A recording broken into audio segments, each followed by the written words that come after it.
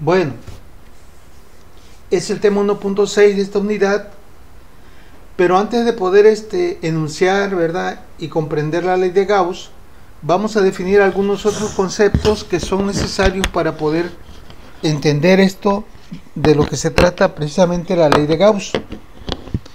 En primer lugar, vamos a definir lo que es el flujo eléctrico. La palabra flujo la utilizamos en ingeniería para definir diferentes dimensiones, ¿verdad? Por ejemplo, hacer referencia, a diferentes dimensiones. Por ejemplo, flujo de agua, flujo de algún fluido, ¿verdad? Acuérdense que los fluidos pueden ser líquidos o gases. Cuando está circulando, ¿verdad?, una cierta cantidad de agua, de gasolina, de aceite a través de una tubería por unidad de tiempo, pues se dice que hay un flujo. El flujo en ese caso se mide en metros cúbicos por unidad de tiempo, por segundo, por minuto, por hora, según sea el caso. Bueno, entonces acá en la parte eléctrica también vamos a definir un flujo, pero este flujo lo vamos a tener cuando esté presente precisamente un campo eléctrico. ¿Ok? Nosotros ya sabemos que toda carga eléctrica produce un campo eléctrico que modifica el espacio que la rodea. Nosotros vimos anteriormente que si se trata de una carga generadora positiva, las cargas eléctricas, las líneas del campo, salen de ella. Si se trata de una carga negativa, las líneas del campo entran, o sea, penetran hacia ella.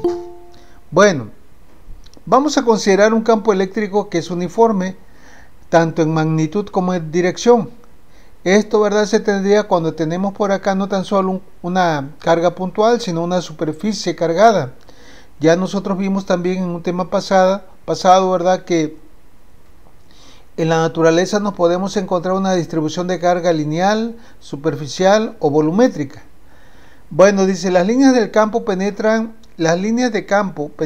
en una superficie rectangular de área A, cuyo plano tiene una orientación perpendicular al campo, es decir, el plano del área forma un ángulo de 90 grados con las líneas del campo. Cuando esto sucede, se dice que el área es perpendicular al campo. Una manera de ver esto pues sería así, ¿verdad? Pero en este caso pues el área aquí vemos que es circular o elíptica, pero al final de cuentas también está formando un ángulo de 90 grados el plano de la superficie con las líneas del campo. Bueno, ok, entonces dice, el área también puede ser cuadrada, rectangular, circular o de cualquier forma. En cada una de ellas se cumple lo siguiente. El número de líneas por unidad de área, que se le llama densidad de líneas, es proporcional a la magnitud del campo eléctrico. Esto es entendible, ¿verdad? El número de líneas que va a atravesar la superficie va a depender precisamente de la magnitud, de la densidad, qué tan fuerte esté el campo eléctrico. Si el campo eléctrico es fuerte, va a haber muchas líneas del campo eléctrico y por tanto una mayor cantidad de líneas va a atravesar esa área. Si el campo es débil, pues va a haber pocas líneas y por tanto pocas líneas van a atravesar esa área que ahorita la estamos mostrando, ¿verdad?, de manera, el plano, decíamos, del área perpendicular a las líneas del campo. Por lo tanto, dice, el total de líneas que penetran en la superficie es proporcional al producto del campo eléctrico por el área perpendicular al campo. A este producto se le conoce como flujo eléctrico. Entonces, esta primera ecuación, la 1.15 que estamos aquí analizando, con ella nos va a permitir encontrar el flujo eléctrico, y el flujo eléctrico se define como el producto del campo eléctrico por el área donde se está penetrando, donde están penetrando esas líneas del campo. ¿Ok? Bueno, el flujo eléctrico es una cantidad, ¿verdad?, que va a estar dada en newtons metro cuadrado sobre coulomb. El campo eléctrico, ya sabemos, está en newtons sobre coulombs. El área, en este caso, de la superficie, independientemente de la forma que tenga, va a estar dada en metros cuadrados. Porque estamos, vuelvo a repetir, en el sistema internacional. Bueno, ahora, la cosa va a cambiar si la superficie en cuestión, de la que estamos aquí nosotros tratando de, tomando como referencia, ¿verdad?, no se encuentra perpendicular al campo, sino que el plano, ¿verdad?, de la superficie ahora se encuentra, ¿verdad?, inclinado. Entonces, ¿verdad? ¿Qué pasa si yo inclino esta área? Pues ya el área total original ya no es la misma, sino que se va a reducir. Esta área que tengo acá, cuando se inclina, se considera ya esta parte, un área proyectada, que la podemos sacar a partir de este ángulo, utilizando precisamente la función coseno. Aquí tomando esta parte como el lado, la hipotenusa, el cateto adyacente y el ángulo. Entonces, si nosotros de aquí sacamos el coseno de teta, ¿sí? Esto nos quedaría de la manera siguiente. Coseno de teta es igual a cateto adyacente, que es esta parte, el área proyectada, ¿sí? Así, bueno, esto es al revés, pero no puedo ponerla, le voy a poner así, el área proyectada entre la hipotenusa, que es el área total de la placa. De aquí, ¿verdad? Despejamos esta parte y nos quedaría precisamente esto que tenemos aquí. Bueno, entonces nos damos cuenta que si el área por donde está penetrando las líneas del campo cambia, o sea, tiene una inclinación, se reduce el área, y esto lógicamente también va a reducir el flujo eléctrico, porque el flujo eléctrico habíamos dicho, de acuerdo a la ecuación 1.15, que es igual al producto del campo por el área. Pero ahora, si el área está inclinada, pues la ecuación del campo va a cambiar. Dice, dado que el flujo que atraviesa el área A inclinada es igual al flujo que atraviesa el área proyectada, se refiere a esta parte, ¿verdad? Entonces el flujo que pasa a través de ella se puede obtener de la siguiente forma. Ya vimos hace un momento que el área proyectada es igual al área total por el coseno de teta, donde teta viene siendo la inclinación que forma, ¿verdad? Precisamente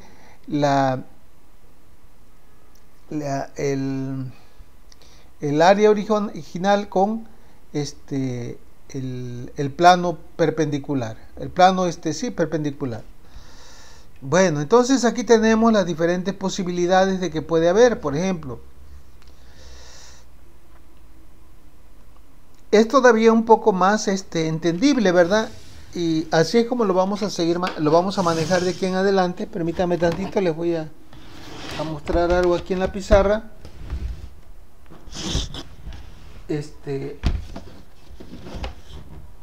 decía, ahorita iniciamos, ¿verdad? Considerando precisamente el área, el plano de la área. ¿Sí me entienden?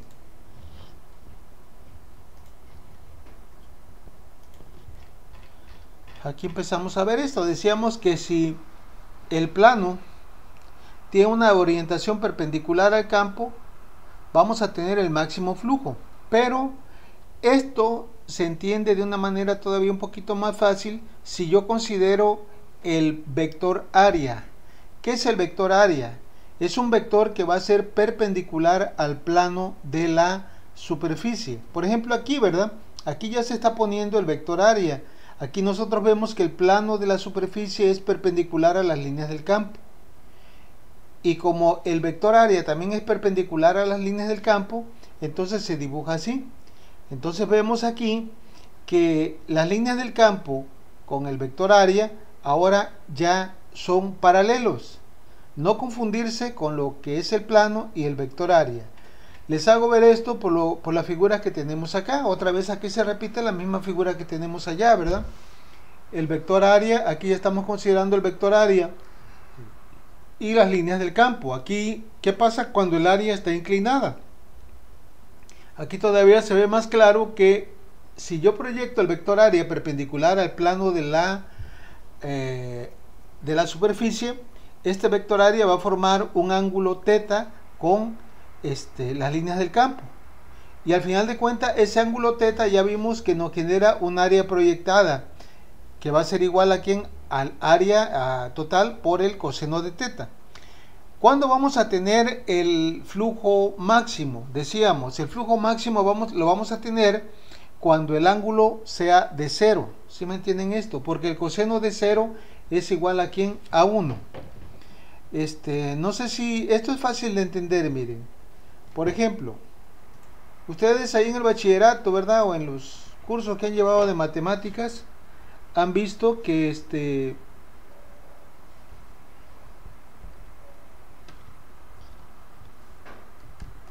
Espérenme tantito espérenme tantito. Han visto, ¿verdad?, que las funciones trigonométricas salen a partir del... Las funciones trigonométricas circulares, ¿verdad?, salen a partir del círculo trigonométrico. El círculo trigonométrico se dibuja de esta manera, tomando como origen, como centro, perdón, el origen del plano cartesiano. Bueno, ahí está. Bueno, el círculo trigonométrico tiene una característica. Se considera que el radio es igual a 1. Si nosotros tiramos una línea vertical paralela al eje Y, así, ¿verdad?, ¿qué va a pasar? Aquí se va a formar un ángulo de 90 grados, ¿ok?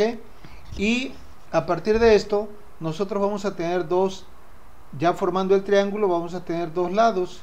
Este que está acá se le llama el adyacente y corresponde a ¿quién? Al coseno.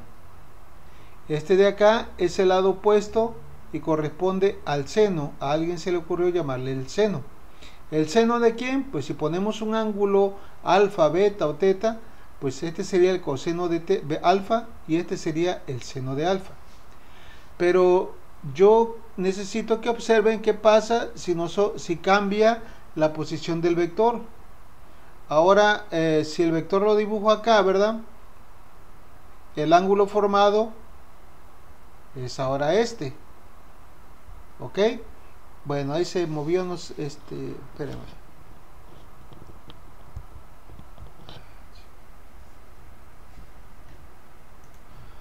Se movió, automáticamente se hizo esto, no sé, el software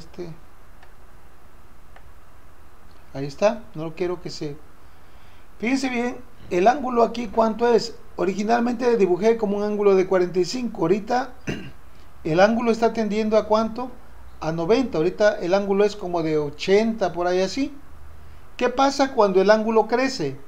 Este lado también crece, el lado opuesto, que es el seno, pero el coseno cada vez se va haciendo más pequeño. ¿Qué pasaría ahora si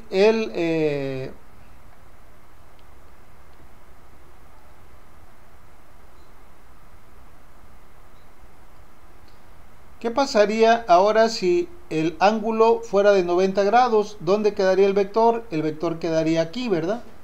¿Y cuánto valdría el seno? El seno sería el máximo, que sería igual al radio, que vale 1, pero el coseno se hace 0. Y al revés, ¿verdad? Si nosotros reducimos ahora el ángulo, si vamos reduciendo el ángulo del vector radio, ¿qué va a pasar? El seno se va haciendo cada vez más pequeño y el coseno se va haciendo cada vez más grande. De tal forma, ¿verdad?, que cuando nosotros tenemos una apertura de un ángulo de 0, ¿qué pasa? El seno ya no existe, no hay. Sin embargo, el coseno es máximo. Entonces, esto se los hago ver por lo que tenemos aquí, vean.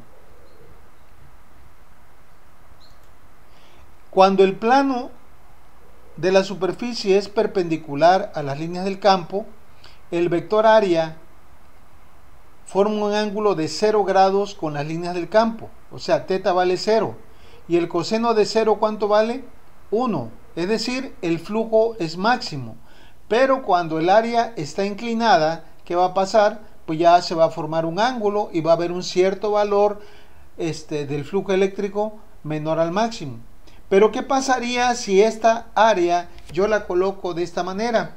De tal forma de que el plano fuera paralelo a las líneas del campo. El ángulo que formaría el vector área con las líneas del campo sería de 90 grados. Y como ya dijimos, el coseno de 90 vale 0. ¿Por qué aquí el flujo vale 0? Porque ninguna de las líneas del campo puede atravesar el área. ¿Ok? Entonces son consideraciones que debemos de tomar cuando vamos a calcular precisamente el flujo eléctrico. No sé si hay alguna pregunta al respecto.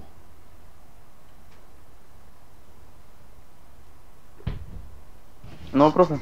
Bueno, entonces dice de la ecuación 1.16 esta, ¿verdad? se puede observar que se tiene un flujo máximo cuando la superficie es perpendicular al campo, es decir, cuando el ángulo que forma las líneas del campo con el vector área es 0. Si la superficie, como en este caso, es paralela al campo, el ángulo formado por las líneas del campo y el vector área es de 90 grados y el flujo sería 0. Bueno, vamos a calcular ahora el flujo de un campo eléctrico que no sea uniforme. Vamos a agarrar algo, vamos a hacer un procedimiento igual al que cuando sacamos el campo eléctrico de una distribución de carga, ¿verdad? Bueno, dice, ¿qué pasa si el campo eléctrico no es uniforme, sino que varía de un punto a otro del área? ¿O qué ocurre? Dice, si A es parte de una superficie curva, o sea que el área sea curva. Aquí se divide A en muchos elementos, que fue lo que hicimos en aquella ocasión cuando íbamos a calcular el campo. Cada elemento, ¿verdad?, de esa área total va a ser un elemento diferencial de área, ¿ok? Cada uno de los cuales tiene un vector unitario perpendicular a él, o sea, el área que tenemos aquí va a tener un pequeño vector de A, que va a ser siempre perpendicular al plano del área. Bueno, el flujo eléctrico se calcula a través de cada elemento y los resultados se integran, dicen, para obtener el resultado total. Por aquí, ¿verdad?, va a fluir un campo que va a atravesar esta área. Y si esas líneas del campo atraviesan el área, lógicamente vamos a tener un flujo eléctrico. Porque para que haya flujo eléctrico, las líneas del campo deben atravesar el área. Entonces, el flujo eléctrico se obtendría así, igual, utilizando la ecuación 1.16, que es el campo por el área por el coseno de teta. Pero en este caso nos quedaría así, ¿verdad? El campo EI, el elemento, por el coseno de teta por dA. Y esto nos quedaría de esta manera, que se puede representar como el producto escalar entre dos vectores. Acuérdense que el producto escalar de dos vectores se puede representar como el producto de sus módulos por el coseno del ángulo que se forma entre ellos. Por eso esta ecuación, la 17a, se puede representar de esta manera como el producto escalar de estos dos vectores. Bueno, dicen la ecuación 1.17 es una integral de superficie, lo que significa que debe ser evaluada sobre la superficie en cuestión, porque ahora se tiene que sacar toda el área, ¿verdad?, de la superficie para poder encontrar el flujo eléctrico. Lógicamente estas no son enchiladas, ¿verdad? Ustedes incluso cuando llevaron matemáticas 2, yo creo que, no sé, la verdad ahorita como ya han cambiado mucho las ciencias básicas, donde ven cálculo vectorial, cálculo de varias funciones, pues ahí, ¿verdad?, se trabaja con integrales múltiples para calcular áreas o integrales triples para calcular volúmenes. Algo semejante son las integrales de superficie. Tenemos que abarcar esa superficie para poder encontrar el área. Bueno, sin embargo aquí, cuando apliquemos la ley de Gauss, a pesar de que se está en términos de una integral de superficie, pues vamos a evitar hacerla porque no es tan fácil calcularla y vamos a perder tiempo ahí, ¿verdad? El problema ya no va a ser el flujo que queremos encontrar, sino resolver la integral de superficie. Entonces lo que vamos a hacer es seleccionar una área conocida para que la integral que resulte sea fácil de evaluar, como vamos a ver. Bueno, antes todavía no llegamos a la ley de Gauss, pero nos estamos preparando para ello. Vamos a analizar aquí cuál es el flujo eléctrico que se tiene en estos tres elementos de área. Pueden observar que tenemos un elipsoide aquí, ¿verdad? Aquí tenemos un flujo constante, un campo, ¿verdad? Las líneas del campo que están constantes entran y atraviesan la superficie. Tenemos tres elementos de área, el elemento 1, 2 y 3. Aquí se les hizo un zoom, ¿verdad?, para que ustedes vean cómo es que están pasando las líneas del campo y qué ángulo forman con el vector área. Acuérdense, este vector área, el que aparece aquí en color negro, siempre va a ser perpendicular al plano del elemento, de la superficie. Entonces aquí nosotros podemos ver o observar en el elemento 1, dice, las líneas del campo cruzan la superficie del lado interno hacia el lado exterior. y van a formar un ángulo. Aquí pueden ver, ¿verdad? Esto que tengo aquí está acá, se forma un ángulo que es menor a 90 grados, quiere decir que va a haber un cierto flujo, porque el coseno de un ángulo menor a 90 grados sabemos que tiene un valor, va a haber un cierto flujo. Pero la cosa va a cambiar en el elemento 2. ¿Por qué cambia? Porque aquí la superficie, el plano de la superficie es paralelo a las líneas del campo. Y al ser paralelo el plano de la superficie, las líneas del campo no la van a poder atravesar. ¿Ok? Es decir, el plano de la superficie es paralelo a las líneas del campo, pero acá viéndolo desde esta perspectiva, ¿verdad? Considerando el vector área, decimos que las líneas del campo forman un ángulo de 90 grados con el vector área. Y ya sabemos que el coseno de 90 es 0, por tanto, si nosotros sustituimos acá, en esta ecuación que tenemos, ¿verdad? Aquí, el coseno de 90 grados va a dar 0 y el flujo eléctrico en el elemento 2 va a ser 0. ¿Por qué razón? Porque ninguna de las líneas del campo atraviesa la superficie. No sé si hay alguna pregunta con estos dos elementos que llevamos.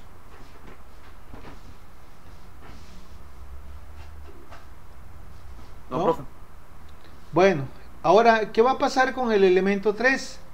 En el elemento 3, a diferencia del elemento 1, las líneas del campo entran por la parte exterior y salen por la parte interior. Aquí va a haber un detalle con el vector área, porque el vector área va a apuntar hacia acá, ¿verdad? Contrario a las líneas del campo.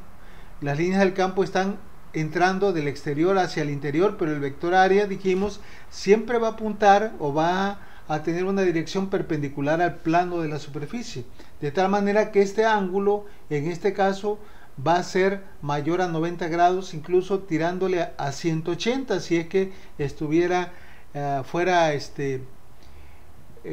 perpendicular el plano a las líneas del campo. ¿Ok?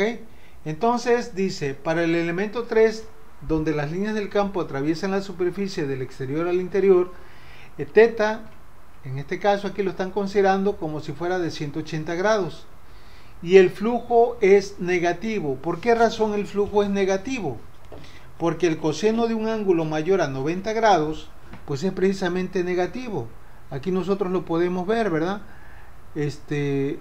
Nosotros decíamos acá en el círculo trigonométrico, bueno, esto parece círculo, aquí lo vamos.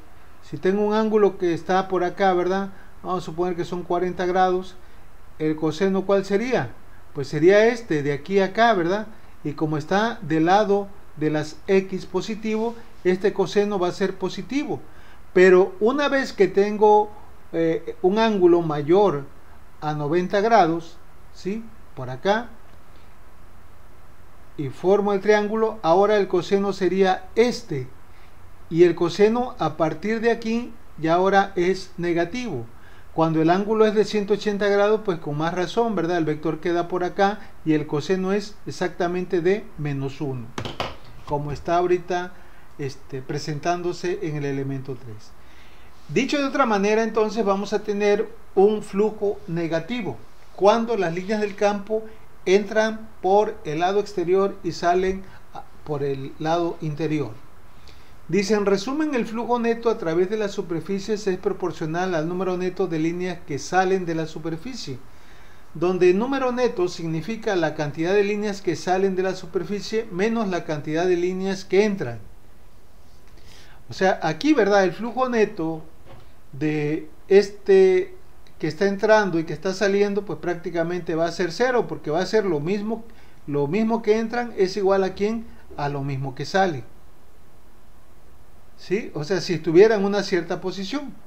Vamos a hacer un ejemplo más adelante con un prisma, ¿verdad? Para que se pueda entender esto de una manera más clara, porque aquí, ¿verdad? Como tiene cierta curvatura, podemos tener ciertas dudas al respecto.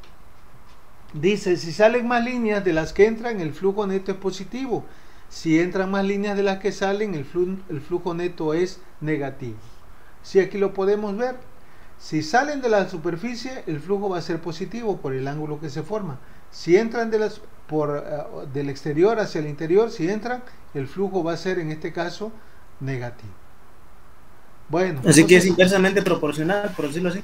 Mande, no tiene que ver nada eso de inversamente proporcional. Inversamente proporcional se refiere a que cuando tenemos dos cantidades, si una aumenta, la otra disminuye. A eso se refiere inversamente proporcional.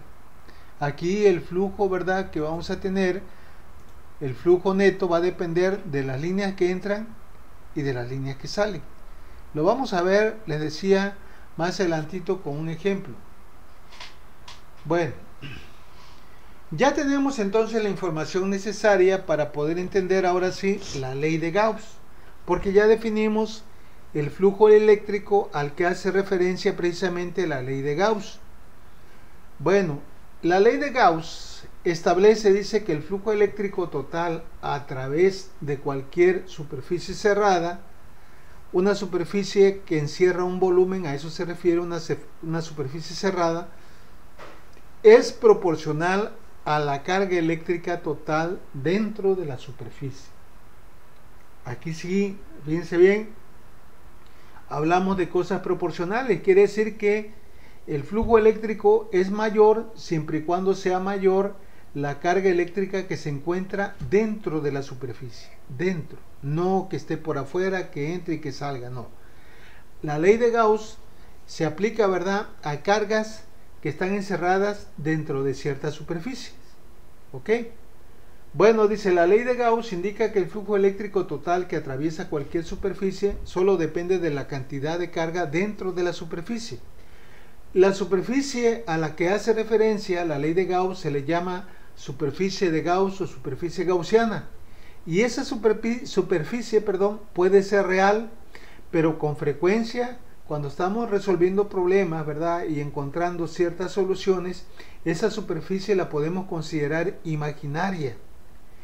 Y sobre todo, una superficie que tenga un área conocida para evitar resolver la integral de superficie. Porque resolver una integral de superficie no es fácil, hay que invertirle mucho tiempo. Entonces, la ley de Gauss nosotros la podemos entender a partir de esto. Vamos a tener una carga en el interior de una superficie cerrada. La superficie cerrada puede tener cualquier forma, ¿verdad?, para el análisis, pero lo recomendable, vuelvo a repetir, es que sea una superficie conocida. Acá, ¿verdad?, vemos esto en una imagen del cómo se generan las líneas del campo en una partícula cargada. Bueno, vamos a analizar esto. Aquí tenemos, fíjense bien, en el centro de la esfera, aquí tenemos la superficie gaussiana, es una esfera, ¿ok? En el centro de la esfera tenemos una carga positiva. Tomamos un área diferencial cuyo vector área es perpendicular acá y el vector campo también, las líneas del campo se dirigen de manera radial. ¿Qué quiere decir esto de manera radial? Vamos a suponer que nosotros quisiéramos medir, ¿verdad?, el área de una esfera, el radio de una esfera, lo tomaríamos de aquí a acá, de aquí a acá, de aquí hacia acá. Aquí se ve todavía, ¿verdad? O sea, el radio de una esfera se puede medir en cualquier dirección, es algo tridimensional, como se puede ver acá.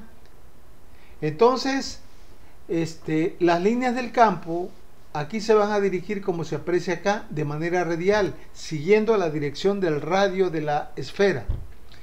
Aquí nosotros vemos también, ¿verdad?, que si consideramos que el campo, las líneas del campo son radiales y el vector área es perpendicular al elemento de área que tomamos, entonces el ángulo formado entre el vector área y las líneas del campo va a ser cero y vamos a tener un flujo máximo en cada pedacito del área. Ahora les pregunto, antes de continuar, ¿cómo será el campo eléctrico alrededor de la superficie? ¿Será el mismo en este punto o será el mismo en este punto, o acá difiere, o acá será más o menos? ¿Cómo será el área, el campo eléctrico en cualquier punto de la superficie de una esfera, si nosotros tenemos la carga eléctrica exactamente en el centro de la esfera? Pues esto es fácil de comprender. Acuérdense la ecuación. Debe ser igual, ¿no? Acuérdense la ecuación del campo, la ecuación 1.6. La ecuación del campo dice que es igual a ¿quién? A la constante de Coulomb por la carga generadora, ¿entre quién? Entre la distancia r al cuadrado. Entonces, mientras que la carga se encuentra en el centro hacia sus alrededores y dependiendo de la distancia va a ser la misma. Supongamos si estamos a una distancia, no sé, de supongamos, 0.2 y se mantiene la carga igual a otra distancia, supongamos de otro hemisferio de ahí como a unos, igual a 0.2, pero del otro lado se mantiene igual, ¿no? sí, Porque o sea, todo emana desde el centro. exacto, entonces, En cambio, si estuviera en una orilla, pues ahí sí ya variaría demasiado. Porque es correcto, como la carga está en el centro, ¿verdad? La distancia que va a haber del centro a cualquier punto de la esfera va a ser el mismo. Y como la carga se mantiene constante, la constante es constante, pues siempre va a ser el mismo campo en cualquier punto de la esfera. Entonces, esto, ¿verdad? Lo dejamos claro por lo que viene más adelantito. Bueno, dice, partimos de una carga puntual positiva Q ubicada en el centro de una esfera de radio R, como se observa en la figura. Se sabe, dice, de la ecuación 1.6 que la magnitud del campo eléctrico en todos los puntos de la superficie de la esfera, esta que acabo de poner, es este. O sea, las líneas del campo están dirigidas radialmente, o sea que se van a dirigir en el sentido del radio, hacia afuera y por tanto son perpendiculares, como ya vimos aquí, a la superficie de cada elemento de área. Entonces, dice, el flujo eléctrico se puede expresar de la forma siguiente. Aquí ya estamos integrando, ¿verdad? Vamos a integrar toda la superficie de la esfera. ¿Ok? Agarramos un elemento diferencial de área y nosotros ya sabemos que el flujo eléctrico es igual a ¿quién? Al producto escalar de la magnitud del campo eléctrico por el área por donde atraviesan esas líneas del campo. Entonces lo podemos expresar así con la flechita arriba indicando que son vectores o simplemente así, ¿verdad? También indica que es un producto escalar. Ahora dice, considerando que el campo eléctrico es constante en toda la superficie de la esfera, que fue lo que nosotros ahorita analizamos, ¿verdad? Habíamos dicho que el campo era constante debido a que la distancia va a ser la misma y la carga se mantiene constante también. Entonces vamos a hacer lo siguiente, vamos a sacar este vector campo fuera de la integral. Acuérdense, cuando estamos derivando, integrando, transformando por Laplace, por Fourier o transformada Z, hay que sacar las constantes fuera del proceso para evitar precisamente confusiones que nos cause ruido. Entonces, si hacemos esto de sacar esta constante fuera de la integral, el flujo eléctrico quedaría simplemente como el campo por la integral de dA. ¿Y qué es la integral de dA? ¿O para qué me va a servir la integral de dA? Integrar toda la superficie de la esfera. Cuando si yo calculara la integral de superficie de A de una esfera, ¿qué me va a dar? Pues me va a dar el valor de la superficie de la esfera. Pero, por eso les decía hace un momento, cuando nosotros estamos trabajando con la ley de Gauss, lo más recomendable es utilizar una superficie gaussiana que ya tenga un valor de área conocido. Por decir, el área de una esfera ya sabemos cuánto es, porque ya alguien la calculó. El área de un cilindro también. Entonces, no voy a utilizar una superficie rara, ¿verdad? A ver, permítame tantito. No voy a considerar una superficie como esta, como superficie gaussiana, cuando esté resolviendo un problema, porque ya el problema se va a centrar ahora en obtener la superficie de esto, en resolver la integral de superficie para calcular el área. ¿Me entienden? Entonces, cuando se aplica la ley de Gauss, siempre conviene estar utilizando una superficie gaussiana de área conocida, como es el caso de una esfera, vuelvo a repetir, o bien el caso de un cilindro. Bueno, entonces dice, ahora, considerando que el campo eléctrico es constante en toda la superficie de la esfera, se puede sacar, ya lo dijimos, y nos queda esto. Ahora dice, sustituyendo la ecuación 1.6 en la ecuación 1.19, que es la ecuación del campo. Acuérdense que la ecuación del campo era igual a K por la carga generadora entre la distancia de la carga generadora al punto donde estamos nosotros tratando de encontrar el campo eléctrico, que es precisamente en la superficie de la esfera. Ahora también, lo que les decía, cuando nosotros resolvemos una integral de área, una integral de superficie de una esfera, lo que vamos a encontrar es precisamente el área de la esfera. ¿Y cuál es la ecuación de un área del área de la esfera? Pues es 4pi por radio al cuadrado. Entonces, esta integral de superficie la vamos a sustituir acá como 4pi por radio al cuadrado, que es el área de la esfera. Y esto nos va a permitir entonces simplificar esta distancia r cuadrada con r cuadrada, que es el radio, se eliminan. Y ya se hace igual a 1, perdón, y nos quedaría solamente k, ya bueno, ordenado 4pi por k por q. Ya vemos entonces que el flujo eléctrico es directamente proporcional aquí a la carga, ¿sí? A la carga generadora, porque tanto el 4 como pi como k son constantes.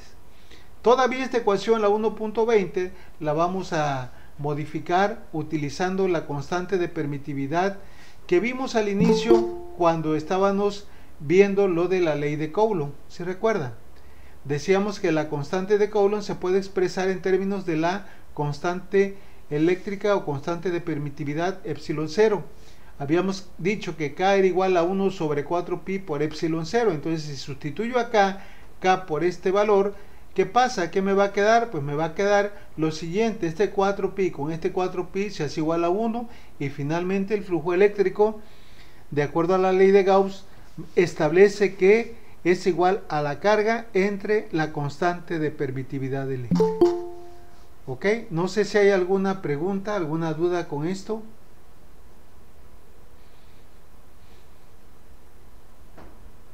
No, profe. ¿No? Bueno, entonces nosotros aquí podemos establecer lo siguiente. Dice: la ecuación anterior demuestra que el flujo eléctrico neto a través de una esfera es directamente proporcional a la carga existente en el interior de la misma. Pueden observar que únicamente el flujo eléctrico depende de quién, de Q, porque epsilon 0 es una constante. Ahora, no sé si entendieron esto que les dije acá. ¿Por qué es importante elegir una superficie gaussiana de área conocida? Porque de esta manera nosotros vamos a evitar calcular o resolver la integral de superficie. Porque si agarrara una superficie gaussiana como esta que tengo acá, ¿verdad? Esta, pues aquí el problema va a ser resolver la integral de superficie. ¿Cómo le vamos a hacer para encontrar todo esto? Entonces, no es práctico eso. Siempre, ¿verdad?, que vayamos a aplicar la ley de Gauss, tenemos que utilizar por conveniencia una esfera o bien un cilindro, dependiendo de la simetría que haya, ¿verdad?, para calcular el campo eléctrico. Bueno, ¿preguntas, dudas? Así que la ley gaussiana, la ley de Gauss, siempre la vamos a ocupar para pues, obtener o determinar el flujo eléctrico dentro de una superficie volumétrica. Exacto, el flujo eléctrico, vamos a ver que se puede calcular el campo, el flujo o bien la carga. ¿Ok? Bueno, vamos para allá entonces apenas. Esta ecuación yo les he recomendado, ¿verdad?, que vayan haciendo su formulario. Cada tema pónganle el resumen de las fórmulas para que sepan cuál van a aplicar, porque cuando ya empiecen a hacer las tareas se van a dar cuenta que requieren ciertas ecuaciones, y si las tienen ahí a la mano, pues qué bueno. Bueno, vamos a ver. Flujo eléctrico, flujo neto, dice, en cualquier superficie cerrada. Seguimos con lo mismo. El flujo neto, dice, a través de cualquier superficie cerrada que rodea a una carga puntual Q, tiene un valor de Q sobre epsilon 0, de acuerdo a la ley de Gauss.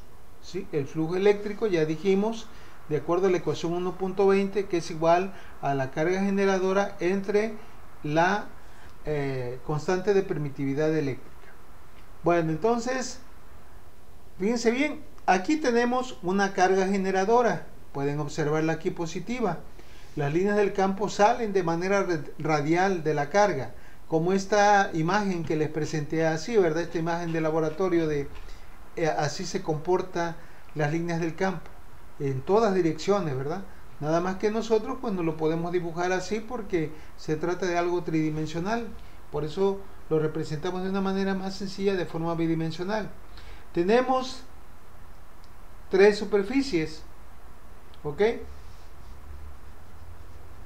S1, S2 y S3, ¿en dónde va a haber un mayor flujo? ¿Me podrían decir? ¿En la superficie 1, en la superficie 2 o en la superficie 3? ¿O va a haber el En la mismo? superficie 1, ¿no? ¿Sí? ¿Qué dicen los demás? En la superficie 3, En A la ver, 3. ¿a qué se refiere donde hay más que? ¿Donde hay más que? ¿Cómo? Flujo. más flujo, dice. ¿Por dónde va a pasar una Mayor mayor cantidad de flujo. flujo? Pues me imagino que entre más cerca es mayor concentración. En su caso, entre más lejos se expande más, pero hay menor, ya sea fuerza o en su caso fuerza, ¿no? Pero pues se expande más en el 3. Ok. Bueno, veo que están confundiendo flujo con campo. ¿Ok? Sí, yo creo que sí. El Igual yo también campo tenía son la las misma idea. líneas que salen de la carga. Ahora, les pregunto, ¿el campo eléctrico? Pues sí varía, ¿verdad? Varía con la distancia. Pero el flujo eléctrico, de acuerdo a la ley de Gauss, ¿de qué depende? ¿Depende de la superficie que atraviesa? Ya vimos que no, depende solamente de la carga, porque esto es una constante. Entonces, aquí vemos que las líneas del campo eléctrico de la carga son las mismas que atraviesan a S1, son las mismas que atraviesan a S2 y son las mismas que atraviesan a S3. Por tanto, el flujo eléctrico en las tres superficies es exactamente la misma. No confundir el flujo con el campo. Ahora, si les preguntara dónde va a haber una mayor densidad del campo o intensidad del campo eléctrico, en la superficie 1, en la 2 o en la 3, entonces sí, la mayor intensidad del campo va a ser en la superficie S1 porque está más cerca. Acuérdense que el campo eléctrico depende de la distancia. O Acá sea va a que ser el flujo menor se va a y acá va mantener. a ser todavía mucho menor. ¿Ok? El flujo se va a mantener. El flujo va a ser el mismo, Ok. pero el campo es el que va a variar. Ya la intensidad del campo ahí sí es donde varía, ¿no? Exacto, porque depende, acuérdense de la ecuación 1.6, el campo depende de la constante de Coulomb, bueno, que esa es constante, depende de quién, de la carga y sobre todo de la distancia, que es lo que aquí, ¿verdad? Varía de una superficie a otra. Aquí la carga no varía, la constante de Coulomb es constante, lo único que va a variar va a ser la distancia. Por eso decimos que la intensidad del campo eléctrico aquí y acá son diferentes porque ya la distancia cambió. Bueno, dice, a través de estos dos elementos de área pasa el mismo número de líneas de campo. Aquí se puede ver de una manera tridimensional. ¿Ok? El flujo, pasa las mismas líneas y por tanto el flujo va a ser el mismo. ¿Ok? El flujo acá y acá. Lo que cambia va a ser la intensidad del campo. No sé si hay alguna pregunta con esto hasta ahorita, con lo que llevamos. Bueno, si no hay dudas, yo creo que aquí lo vamos a dejar para no saturarlos de información. Ya si Dios Todo ese quiere, material ya lo va a subir a la plataforma, ¿verdad? Yo creo que sí, ya está en la plataforma, compañero. todo esto ya está en la plataforma. Ah, Ahorita ok. estoy grabando la clase para que también la suba, porque